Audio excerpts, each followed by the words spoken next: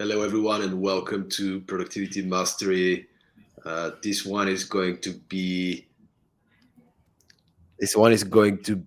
a special episode, holiday episode, and a very spontaneous episode. I would say. I didn't plan to have an episode, and I had a beautiful conversation with my guest yesterday over a virtual cup of coffee because we do share some time difference in the time zones. But we had a beautiful conversation, and I was like, Paul, would you like to join me and to do a special podcast episode on a very important topic and a very good topic to get back to, especially around the holidays when we have more time to be to be present, to reflect, and this is the topic of giving. And I think I have the very best person to talk about this topic. My guest today is somebody who has a lot of experience in a lot of different industries, but currently is the co-founder of B1G1, an exceptional platform for giving. I would say, for me at least, it's kind of like the Amazon of giving. It's just giving simplified in the most efficient, effective, and transparent way. So he's been a giver. He's supported together with his team, with his co-founder. He's supported the creation of over 300 million giving impacts all across the world, and we'll talk about all those kind of things. And I'm very excited to have you here, Paul. Thank you for joining me. Thank you for the Well, gift. Thank you for the yeah. gift of being here with us. Well, I can also gift you the future, of course, because right here I'm whatever it is about 8 or 9 hours, I think, ahead of you. So I'm in the future, and I've got to tell you, the next 8 hours coming up for you are going to be good as well. So based on what I've just experienced in the future, but no, it's great.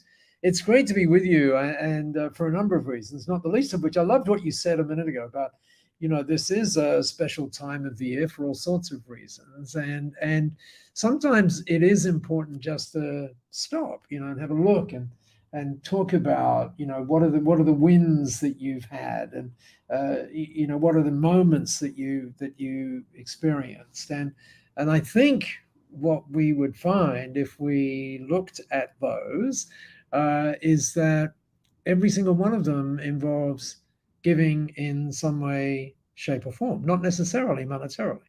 For example, and you may have heard me talk about this before, but it happened again. So right outside where I am now, my home office here in Singapore. First of all, I'm looking across at trees, which most people go, seriously?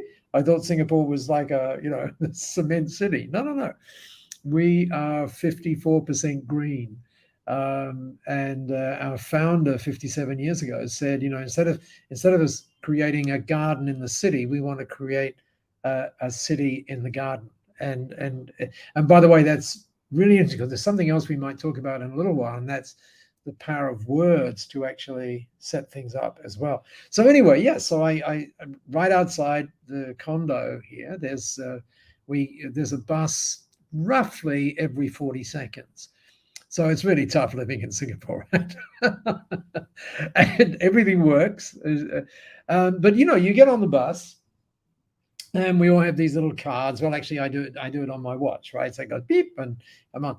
But what I do is I always get the little tap going on the watch, but I always hesitate so that the driver looks up as if there's something wrong with the watch, right?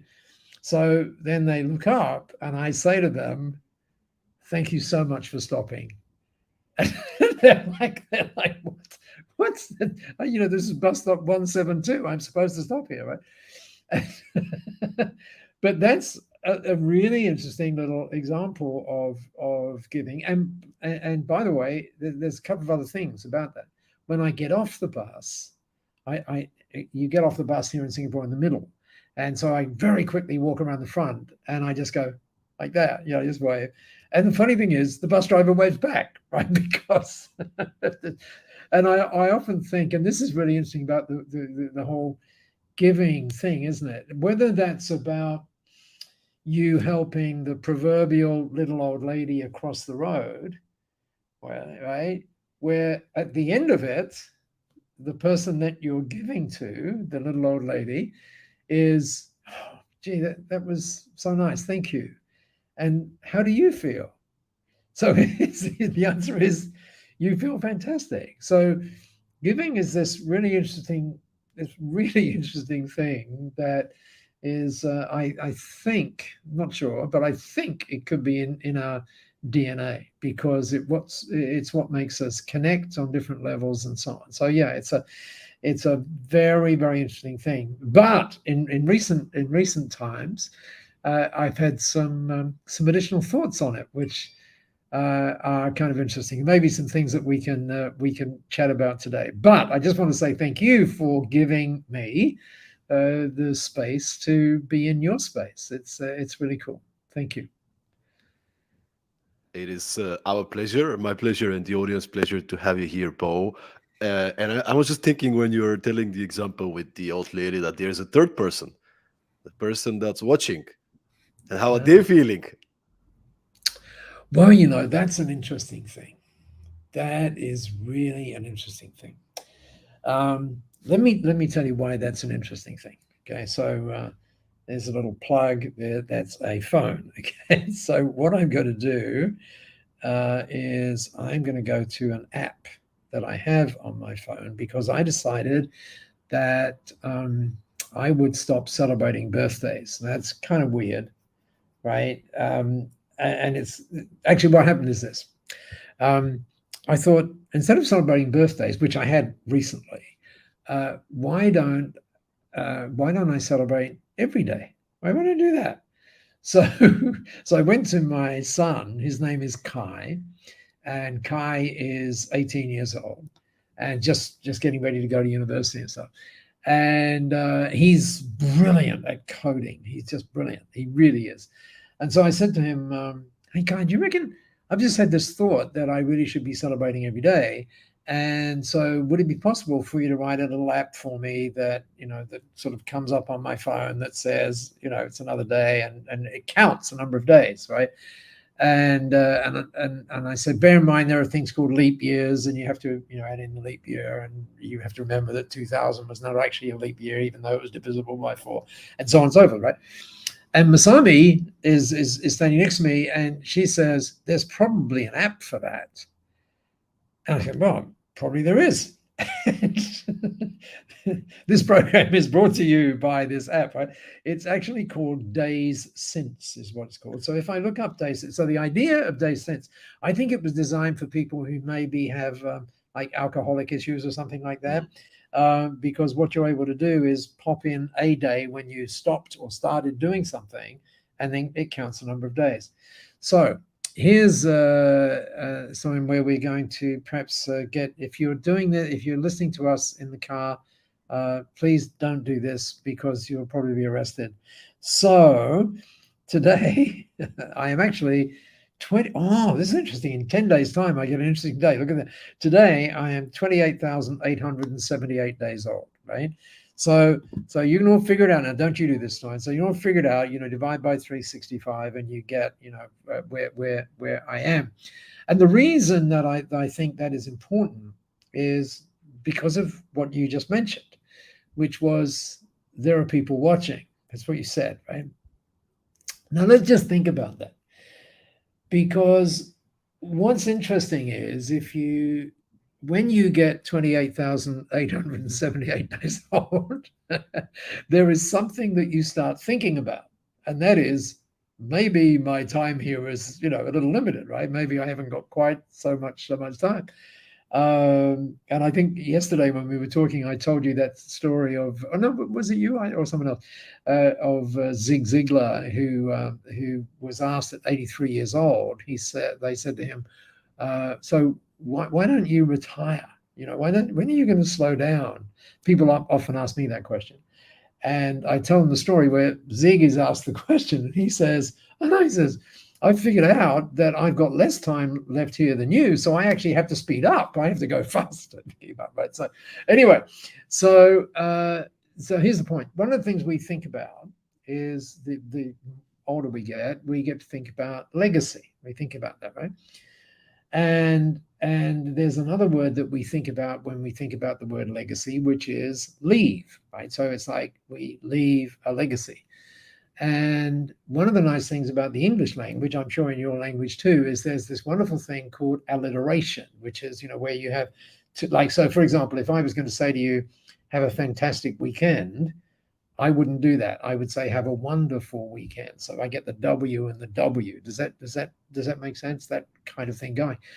So I started to think about that in relation to leaving a legacy. And I thought, what other L words could we use that become very interesting, particularly around this whole thing of giving? And I thought the first one that came up was living.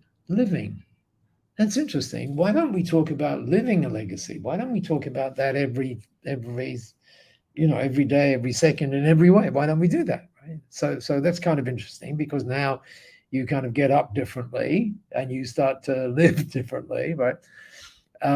Because you're living it. And then, just to get back to what you said, that there are people watching, right? Then there's another L, which is called leverage. Right. So now you've got this lovely little thing about living the legacy and leveraging the legacy, and then leaving it. And there's another little piece around leaving it that is really interesting, which talks about story. And Steve Jobs once put it this way. He said, the storyteller is the most powerful person in the world. Don't worry too much. He might have had a few things going on in that one, but the next part of it is really cool. That the storyteller, which by the way is what you do, right? We all do. We all have stories that we tell. And this is not, by the way, about telling stories. It's about something else, which I'll come to right in a moment. So what happens here is, so we've got living the legacy, leveraging the legacy, and then leaving the legacy. Why? Because the storyteller sets the vision. In other words, when you do those things, you set the vision, the values, and the agenda for an entire generation yet to come. And when you think about that in the concept of giving and everything else, right, you realize something really important. And the thing that you realize is it's not about you. That's the really interesting thing. It becomes about something bigger than you, right? If that makes sense. So, and funny thing, sometimes we hear about that from the most incredible sources. I remember, gosh, she's now 21, so it must be 7 years ago. There was this 14-year-old lady who was going to introduce me. I thought she was going to introduce me to the class in her school, but it turns out she leveraged that, and instead of me speaking to 40 people, I've got 550 kids in this room. So she said to the principal, "Oh no, Paul's coming. We should get more than the entire class." There's 550 people, and this young lady at that time, 14 years old, her name is Jessica, and she was, how should I say it? She was not a particularly outgoing person. She was, she was not outgoing, right? And so for her to introduce me was challenging for her, right? But she wanted to do it. So I said, "So Jessica, is there anything you want me to say that, is like a key takeaway for everybody?" And she said, "Oh yes, it's all about giving." And I said, "Oh, really? What do you want me to say about giving?" And this is so interesting. And she said, "Frequently when we think about giving, right now between giving money kind of thing, right? When we think about giving, we think that it's the beneficiary that is receiving, okay? But actually, when you think about it, it's actually us that's receiving, right? Which is, out of the mouths of babes, right, comes wisdom. And that's why I think the whole thing around giving is just so important, because we become, the best version of ourselves when we're doing that, because we're not thinking about us. We're not doing it for any reason other than it's kind of good, for the person receiving it. And maybe many times we don't think about it this way, but it's actually good for us by default as well. So, if we create a world that's full of that, then the reality is it's a better world. Oh, I love this. Is so powerful. The way you frame it, because I kind of feel like we have this maybe from Hollywood, the stories that we read, like all these fantastic entrepreneurs that talk about leaving a legacy, kind of like building for 60 years or 80 years, and then finally you give it away. But what if there is a different mindset? What if it's Mm, about living a legacy and you actually incorporate that into your day to mm, day, personally, in your mm, career, in your business. And maybe I want, if you can maybe get into this topic, because you've done four TEDx talks, you've been mm. traveling Europe, speaking, like I Yeah. read somewhere you had like mm, 800,000 miles a year Yeah. travel, which I want to talk about later as well. But Yeah. you had this concept, the power of small. Can you Mm. maybe talk about that with in relation to giving? Yeah, that's such a great question, actually. And here's the reason. In the past, and let me define what I mean by past, right? So, just for the sake of this discussion, right? Past means 2007, right? That's past, right? That's like pre 2007. The reason that's an important date, by the way, is because that's when B1G1 was formed, or at least that's when the idea came, right? So pre that day, what you would and what the newspapers used to feature a lot of is, you would see pictures of the CEOs of companies, and they would stand up. Remember those big checks that you used to see, the big, huge checks, right? For many zillions of dollars, kind of thing, and everyone's going, "Whoa, look at me! Look at all the money we just gave," and everything else. And or then you'll see a story that somebody we still see this, by the way, that someone just bequeathed. Let's think of Mackenzie Bezos as a for example, right? 1.4 billion, right? That she's quote unquote given away. Um, and so we think, oh my God, wow, that'd be so cool to be in a position like that. And someday I'll have tens of thousands of dollars when I can do that, right? So, and then along comes B1G1 and says, well, actually, what if that wasn't it? What if it was actually this recognition that we each could do tiny things, so that then when we come together in a movement, those tiny things add together. I was just watching a little Christmas card video which someone sent from Vietnam from one of our projects there. It's called Blue Dragon, and what Blue Dragon does is they rescue kids who. One of the things they do is it's incredible what they do. They rescue kids from sex traffickers and all that kind of stuff, and they give them an environment which is really beautiful and so on, and then work with all of that. And so you might think, well, but doesn't that cost a lot? Well, yes, it does, but it only costs 2 cents to let those kids make a phone call home, right? So now we can say, oh, look at that! I just made it possible for a child to have a whole week of telephone calls with their parents, and it cost me 10 cents. Right? So why would you want to wait? Why would you want to play this game of someday someday I'll do this? And it was because way back then our mindset was that's the only way of doing it. But what if that wasn't true? What if it was true that, as when yesterday you and I were on Zoom, I happened to mention to you, I said, well, just because we're on Zoom, and it could be because we're on the podcast. In fact, it is because we're on here today. 11 kids are getting access to game changing education. And it's like, wow, seriously?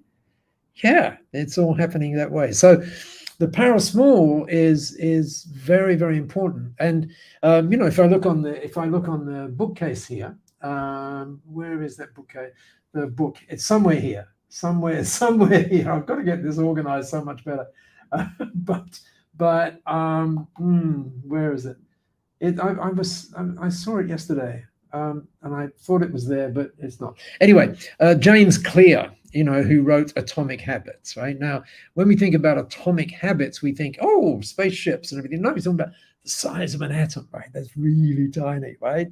And it's those tiny habits that change everything. So the fact that every day I can get up and know that X kids are getting education, or somebody else is getting access to life-saving water just from these tiny little power of small things.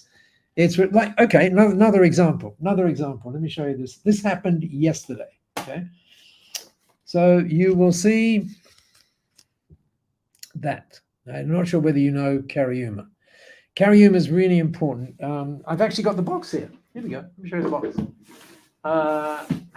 This, by the way, I put a video up about opening this box. The reason I put it up is because I don't know about you, but I love Apple products. And in particular, I love the way you open the boxes. I mean, it's like, how do they package those things? It's like, whoa. And by the way, that's the power of small, right? You could just throw it in a box, or you could pay particular attention to how you put it in the box, so that when people open it, it's like, whoa, look at that. So I opened this box, which, by the way, did not require a knife. You just put it off like that. And you open it up, and then you see this very interesting message inside. And then the first thing, the shoes were inside. These are shoes, right? And so now you get, as in sneakers, then you get this little thing. And how about that? The person who's packed it has written my name right there. Okay. Mm-hmm. So now I pull it out, and I love the power of small in this, right? Watch this, right? See, they could have put that in a sealed envelope, or but then I'd have to destroy the envelope thing. Whereas they make it easy to pull it out, right? So now I pull it out. You can see there it is. Thank you for making the planet greener with us. When you purchase your new pair, have a listen to this. You also planted 2 trees in the Brazilian rainforest. Very cool. Very, very, very cool. Just this tiny thing that, the power of small thing that just makes us go, wow, that's amazing. That's amazing, right? Mm. And the funny thing is that it doesn't need to be the big thing. It needs to be things that we can do every day, right? That's why in B1G1 we talk about impact, meaning it should never be about the money you give. It should be about the impacts you create. And you were very nicely said in the beginning, we've done, I mean, I can't believe this. It's still like, oh, pinch myself.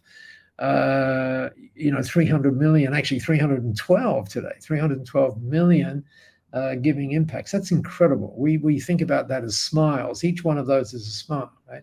So the first value is impact. The second value is habit. And habit means, well, it's like, if you want to go running, what's a good way to do that? Answer: go to bed with the habit of putting your running shoes next to your bed, so that when you get out in the morning, you got to get into the running shoes, right? It's a very simple thing to do. It doesn't, but it forces you into the habit. And then the final one is connection, which is obviously connection to, you feel great about little things. By the way, Mr. Clear makes a very interesting point. He says, he talks about setting goals, which you and I know are really important. But he makes this interesting point. He says, it's actually, most people don't hit their goals. By the way, this is very important, because some of us on January the 1st go, or actually December the 31st, we're going to make these, these New Year wishes, or no, what's it called? New Year resolutions. Yeah. Exactly. Yeah. And then, 3 days later we go, that didn't work, or something like that, right? And he points out that it's not the fact that you set the goal. I mean, you did set the goal, but what did you not do? You did not put in place the habit that makes you get the golf, for example, or, you know, put the shoes on. And the same thing I think is true with giving. It's the same deal. You know, why wait for you know, something down the track? Why not let's do it now, and you know, and feel good? Because remember what Jessica said, right? It's almost like a self-serving thing. It's not self-serving, but you know, when you give, the little old lady feels great, you feel great, right? It's the same deal, right?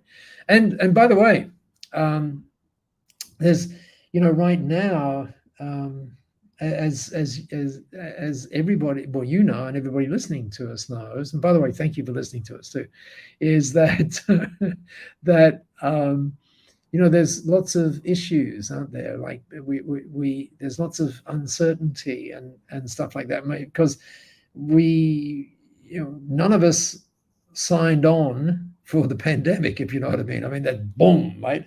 And so we didn't know how to react. We just didn't. And I still don't think we do as we come out of it. There's this uncertainty that is still there. But there are certain things that we can be certain of. Now, you and I are guys, right? So we can talk about this. Now, ladies, if there are any ladies listening to this, I suspect you'll nod as we go through this. You know what guys do? I hope this translates in your culture. So what happens is when guys get upset, right, and we do sometimes, right? What we do is we go into what's called our cave, right? We go into this, we sort of switch off, right? We're nowhere to be seen, although you can see us, but we're clearly not open for discussion, right? We're clearly in this cave. And we are going to stay in that cave. And we don't care. We're going to stay in the cave. And so what happens is you're in this cave, and you know, you may not know what it's like because you may never go in your cave. But those of us who occasionally have this thing happening, you're saying, "Oh God, it was all their fault," and "Oh, why did they say that?" and everything else, right? And so what happens is you're cut off from this connection, and then you can't possibly give because there's no one to give it to, right? So and by the way, that leads to something else as well. By the way, it's not a good idea to stay in the cave. Come out, right? So and some people say, well, I'm going in the cave because I'm going inside myself. I'm going deeply inside myself to, you know, find out the thing. Well, I understand, and I'm not a head shrinker, right? So I don't know the validity or otherwise of this, but I'm not sure that going inside is the place to go, right? Because it's when you look outside that you see all these things that you can make a difference to, or you can contribute to in some ways, right?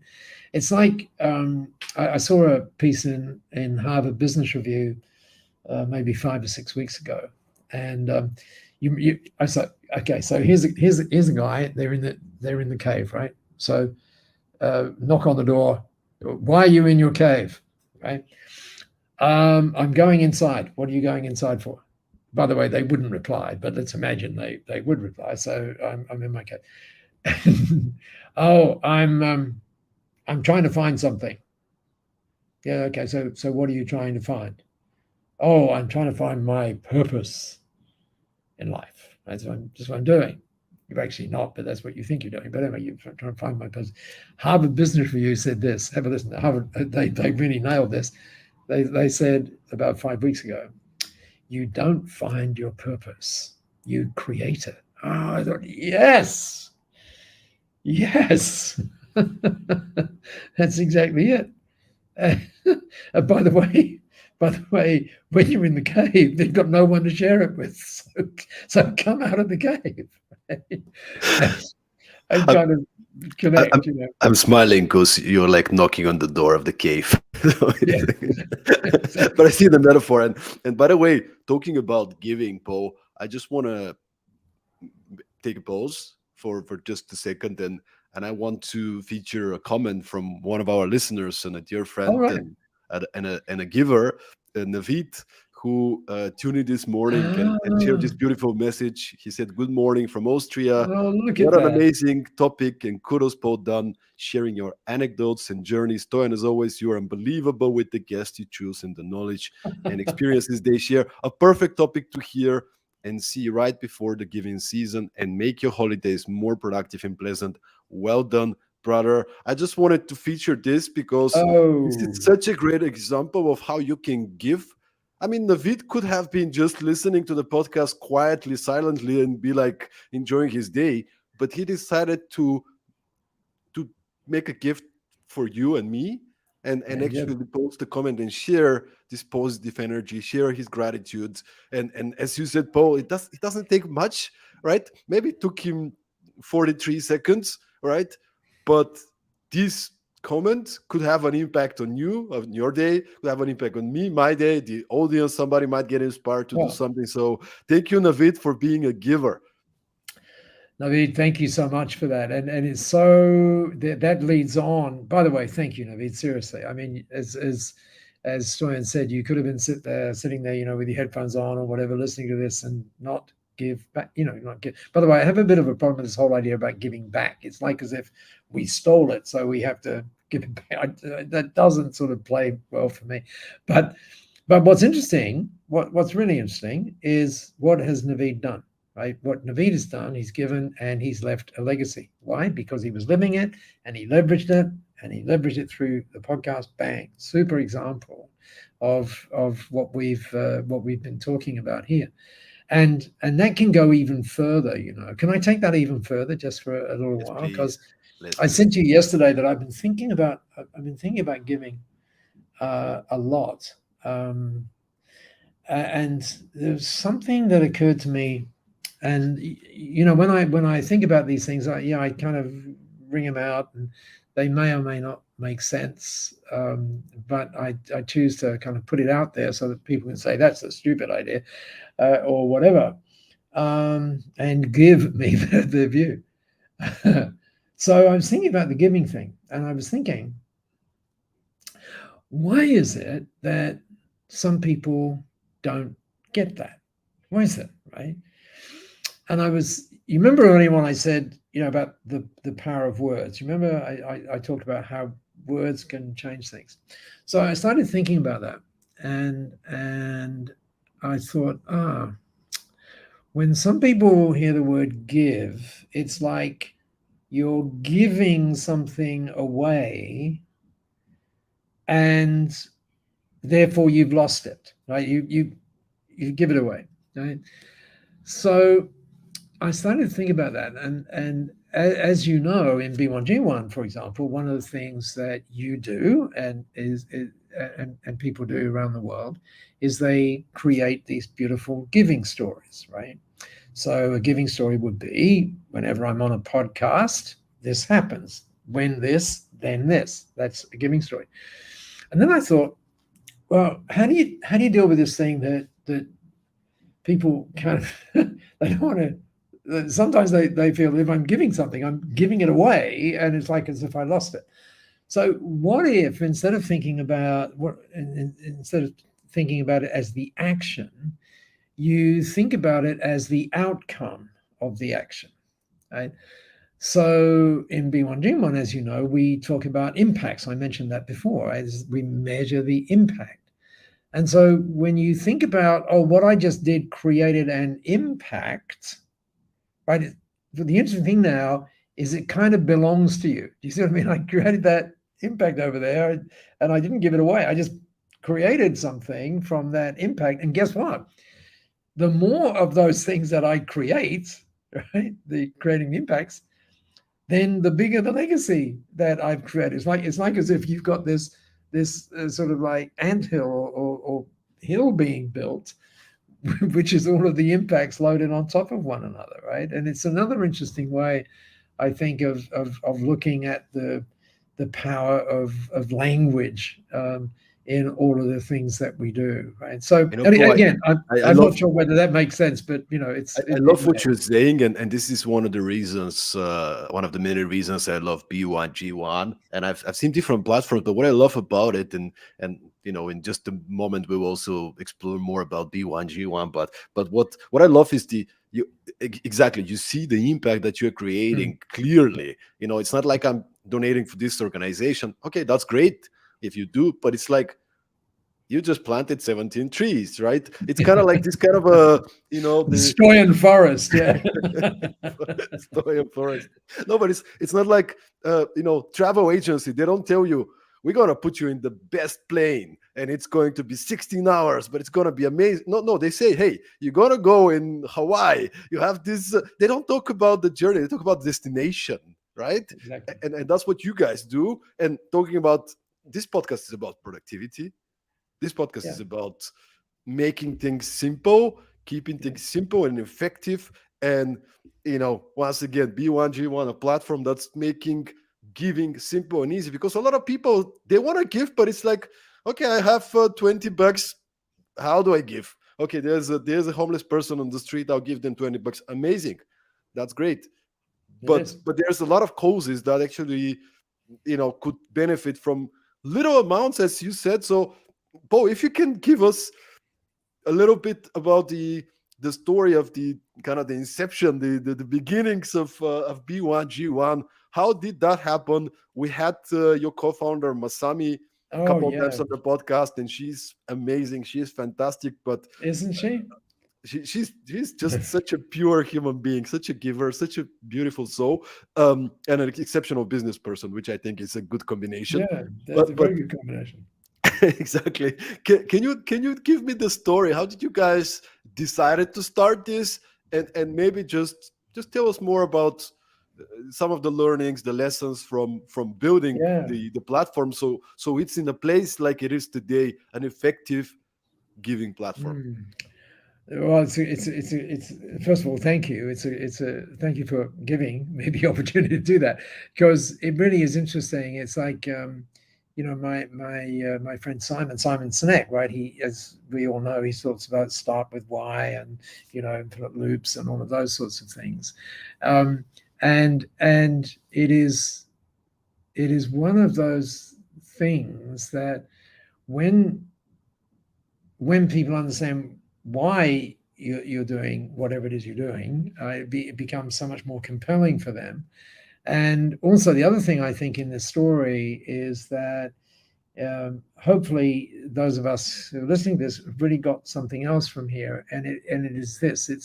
It's when you're starting a business, right? What you tend to think is it's all about the wonderful things you do, and you get kind of in the weeds of what it is you do, forgetting that it's all about the outcomes that you produce for the people that you're privileged to serve, which is really the key to it, right? That's the key. So anyway, here's the story. So at that particular time in 2007, I had the privilege of mentoring Masami. And so she came into the room this particular day where I have books and, much like now, and I had a cup of coffee there, which I don't have now. But anyway, I wish I did actually, but anyway, I don't. And so, and she said in this lovely, and those of you who've had the privilege of listening to Masami would know she has this beautiful, gentle Japanese accent, which in and of itself is really compelling, right? Make So, sure to go and check the episode with Masami, oh, go to the search and find yeah. Masami Sato. So it's beautiful episode. So Oh, go ahead, Paul. I just wanted to mention. no, you're right. I mean, sometimes I'm on stage talking about B1G1, and it might take me hours, for people to go, oh, yes, I'd love to join. Whereas when Masami comes on stage and she says, hello, people go, where do I join? Where? So it's very different. So anyway, so she comes into this room and she looked, how should I say it? She looked not bedraggled. That's not the way she looked, but she looked like she hadn't slept for a number of days. Let me put it to you that way, right? And she had been going through some things that she hadn't expressed to anybody, and so she says to me in this lovely Japanese accent, after the good morning and how are you and that sort of stuff, she said, can we do things differently today? And I said, sure you can. What do you have in mind? And as you know, Stoyan, when you mentor people, you have the privilege of asking the questions. You're the one asking the questions, right? And so she said, well, normally you ask a question. I want to ask you a question today. So I go, oh, that's okay. So go. So she says, well, question is not so much a question. Question is like a what if question. I go, okay, go. So she says, well, what if every time business is done, something great happens in our world? Now, at the time, I was regarded as an Australian bloke, if that translates, right? And the way an Australian bloke would deal with that is they would do exactly what I did, where I said, oh, wow, that's awesome. That's what an Australian bloke would do, right? So I say that, and she's smart enough to say, oh, but I don't think you understand. And I said, oh, really? Help me understand. So she says, well, in my head, she said, I've called this thing buy one, give one. And I said, okay, so how would that work? And she said, well, Paul, imagine you go down to a TV store and you buy this. And I go, whoa, whoa, whoa. What did you say it was called? Buy one, give one. Because if I go down to a TV store and I buy a plasma TV, they are not going to give me another TV. So this is a business model that isn't going anywhere, right?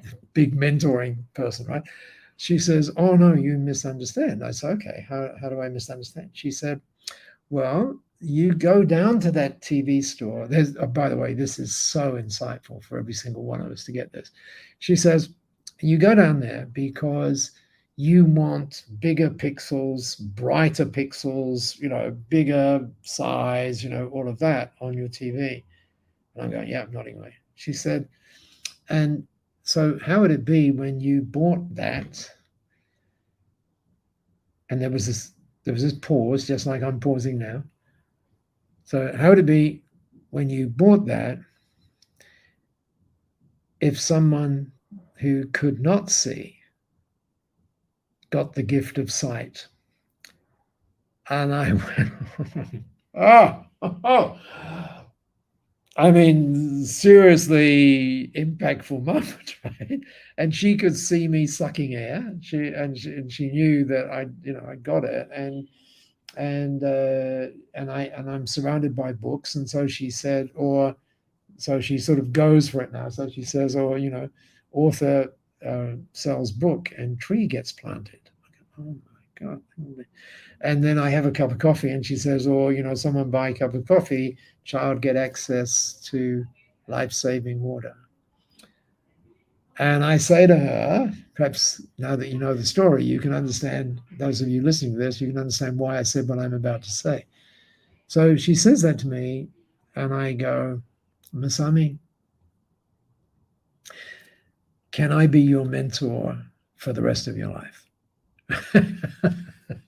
And eventually she said yes to that, which is really, really cool. And because, I, in all seriousness, I think that if that had not happened, I would not be here. Right? Because at that point in my life, people were, if before that moment you had said to me, because, I was running all sorts of businesses and, and I was, I'd done good in the business space and all of those sorts of things, right?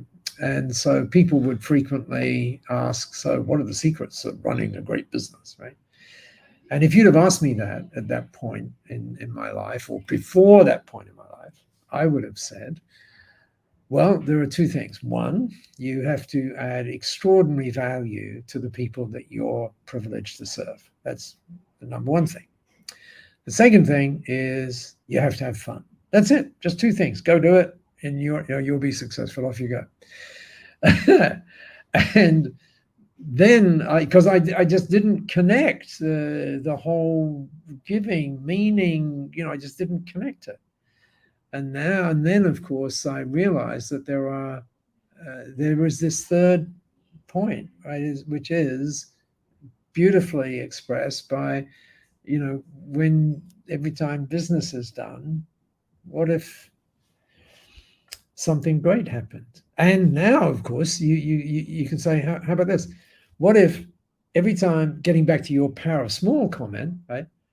What if every time business was done with you, something great happened and you could do it for 1 cent? And you could be absolutely sure that all of the money that you gave, notably the 1 cent or some multiple of that, actually went to do what it was supposed to do. In other words, nothing came off the top of that. No one was profiting from you doing that. It was just done. What if you could do that? And that was this. We didn't know how to do it, right? But it sounded pretty exciting at the time. And none of us knew this at the time, but what actually happened was eventually Masami said yes to the whole mentor thing. And she said it very meaningfully, and I accepted it very meaningfully. But what it actually meant was, would you mind funding this for the next 3 years? That's what. That's what you asked the question. You asked the question. Well, there you go, right? But what a privilege that that continues to be. I mean, here I am, having the privilege of sharing thoughts with you, and on a particularly interesting. It's almost like a sort of a soft skill topic, right? It's not a hard-nosed business thing, but in fact, it's so much more than a soft skill. People, or one of those things. I mean, people say to us that when we ask people, so how do you express B1G1 to your friends? And we did this once. We had one of those word cloud things, where the words people say just sort of come out of the screen at you, right? And one of my team members, Sharon, was doing that. One of our team members, Sharon, she just decided she would do it, and she would call up members and she would say, what do you say? And the word that's coming out of the screen is transform. And I'm looking and I'm going, you're kidding me. Seriously? And so Sharon, I mean, I didn't actually sort of say, out loud, you were kidding me. I'm sort of thinking. And so when she finishes this particular call, and by the way, the whole screen thing was amalgamating all of the conversations, right? So it wasn't just one conversation, but this was coming out. So I said, Sharon, what's going on? And she said, man, it's amazing, isn't it? Look at that. And I said, so what do you do? Do you just say, oh, okay? Or is there a question that you ask there? Now, you're going to love the answer to this question. She said, oh, no, she said, I ask another question. And I said, okay, so what's the question that you ask? And she said, well, what is it that makes you say that? Good question. And she said, the universal answer to that question is, listen to this, because the giving has shifted the spirit in our business. And that's it, isn't it? When you think about it, it's this shift. You talk about productivity shifts and all of those sorts of things, but which are really critically important, obviously. But underneath it, this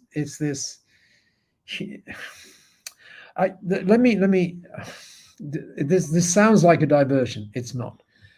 There is a company that, they won't mind me mentioning them. They're a very large company. They play in the accounting space, as in they do things for accountants. And in fact, many, many years ago, they bought one of my companies many years ago. Like before you were born, Stoyan, right? So because remember those 28,800 and whatever it was days, right? So anyway, so the company is called Sage, as in SAGE, which is an interesting name for a company. And if you, up until 8 months ago said to Sage, "What are you about?" Now, bear in mind, they are selling into the accountant space, right? The business space, right? And so, what do you do? And they would have answered it this way. They would say, "Well, we're a B2B company," right? Meaning we are a business to business company. They get this new marketing manager. I forget her name now, but anyway, whoever the marketing manager of Sage is, if you're listening there, sorry that I forgot your name, but at least we've identified where you work and we can look you up on LinkedIn. So, anyway, so she says, "Oh no," she says, "we're not B2B, we're H2H." H2H? I never heard of H2H before. What are you talking about? So, well, no, we're human to human.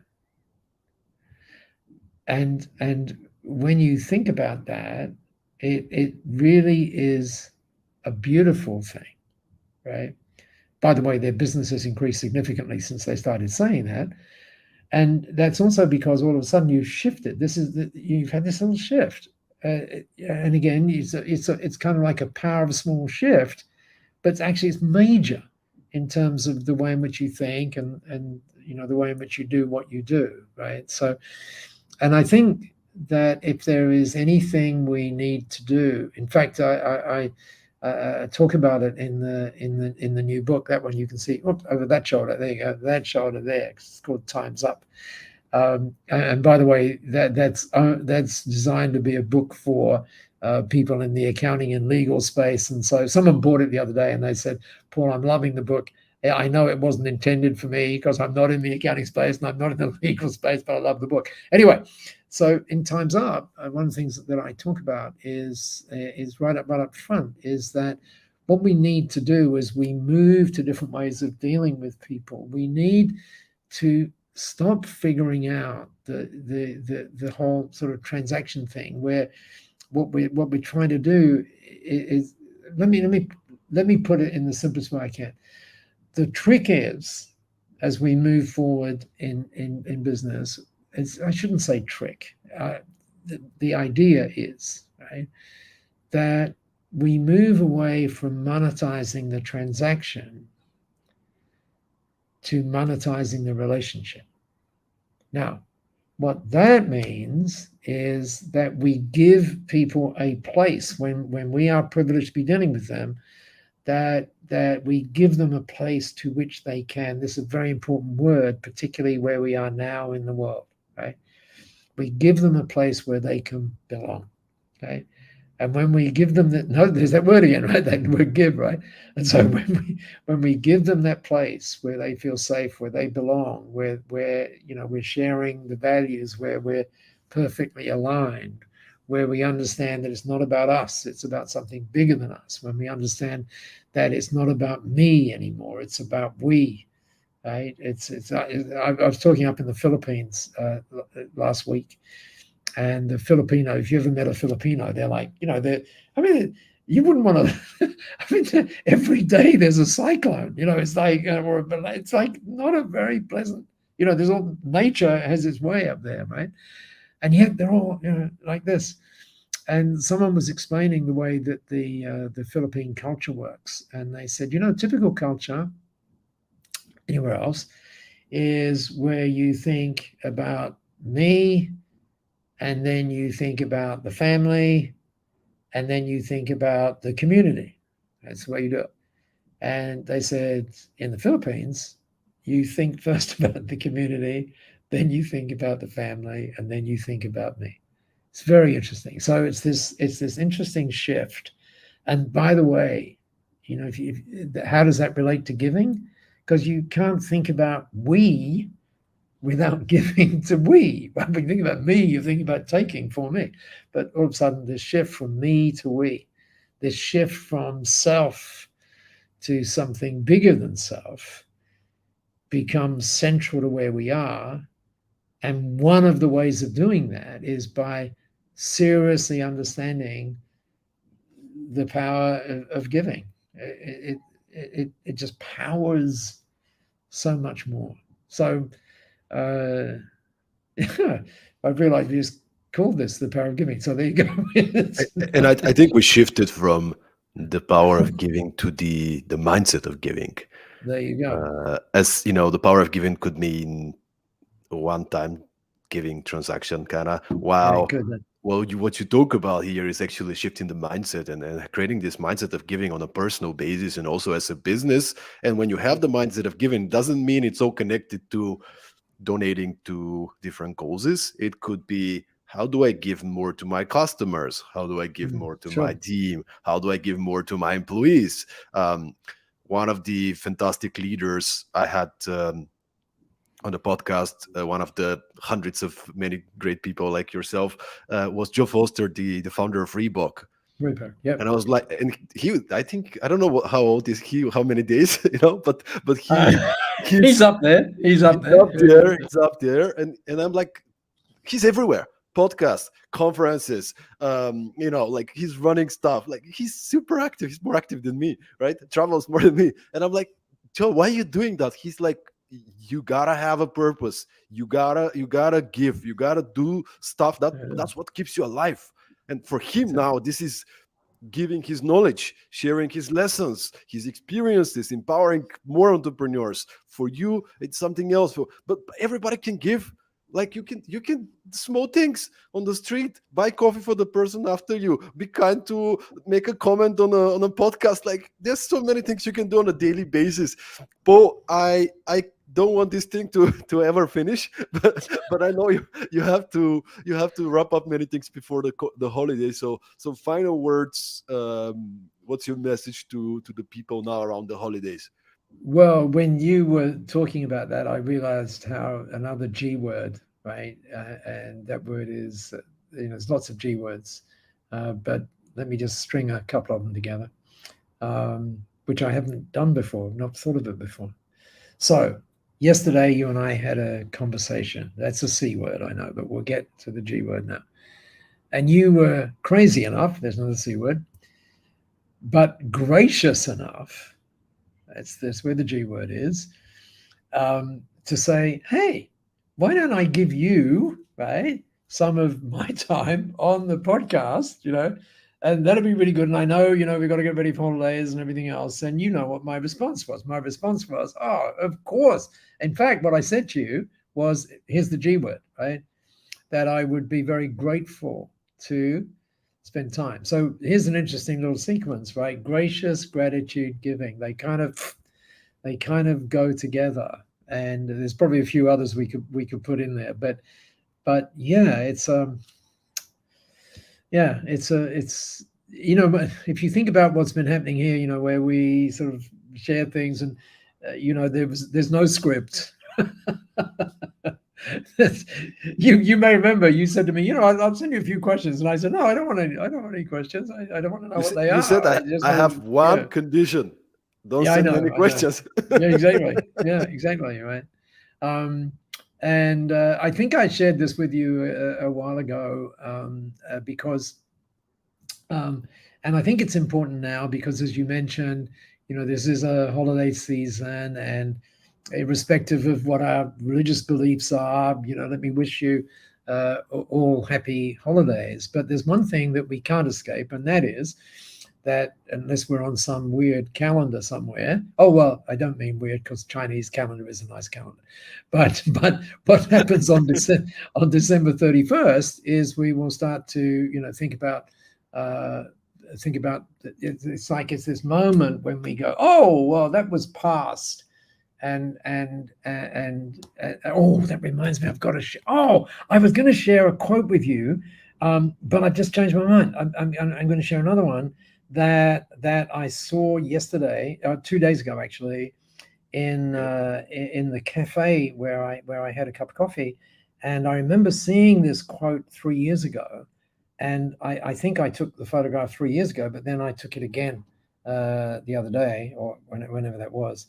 And here's all my running stuff on here. So hang on a second. Let me just get through the running things. Oh, this is crazy. And it's here somewhere. And it's a quote from, here we go. It's a quote from, it's here. Where is it? Oh, it's gone. It's gone. It's a quote from the Dalai. And okay. The Dalai says, by the way, there's a wonderful film with the Dalai, and here it is. I found it. Okay. So the Dalai said this. Here's something that you may want to. He didn't say this. I'm just introing the quote. So maybe this is something that you want to ponder. Okay. What I was going to say to you, by the way, is this: that when your vision becomes more powerful than your memory, your future becomes more powerful than your past. Okay? But have a look at this, because it's kind of interesting. It's related to that. So the Dalai said, there are only 2 days in the year that nothing can be done. One is called yesterday, and the other is called tomorrow. So today is the right day to love, to believe, to do, and mostly to live. But we can add something else on that, and also to give. Enjoy doing that.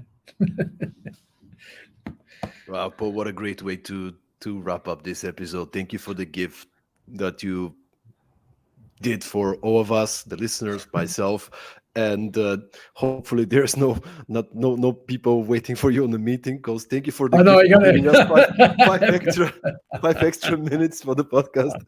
It's been a real pleasure. And once again, I just wanted to say to every person who's listening, who's being with us, thank you so much for the gift of your attention, being with us. Episode 135, it's the last episode of the year, unless I spontaneously decide to do another one. You may do that. But thank you so much for being with us, for listening, for engaging, giving us ratings, reviews. Like we were just so grateful, nominating people like Paul to be on the podcast. So hopefully there's one idea that you heard today and you just really got excited to do. I just want to invite everyone once again, go check out B1G1, buy one, give one platform. Giving made easy. Giving makes simple. There's thousands of businesses that's already on the platform, like 3,000-4,000 businesses. They've been 312 million, I can't even say the number, it's so big. Giving impacts being created already. It's just simple, it's easy, and it will at the end of the day get back to you, right? Because giving is about, at the end of the day, you're the biggest winner. You're the one that feels the best, and not just feels the best, but actually the results that you create are making a real impact. So thank you so much for you, Paul, for B1G1, for making a difference. Oh, thank you. And thank you for giving so freely to all of us who had the privilege of being here with you. Thank you. And thank you, all of those of you that have been listening. And make sure that your holiday is a great one. And equally, make sure that 2023 is one where you're giving and making a difference because you're you and because you're able to. Just go for it. You will be amazed what happens. Thanks, Stoyan. Bye. # giving mindset. There you go. Okay.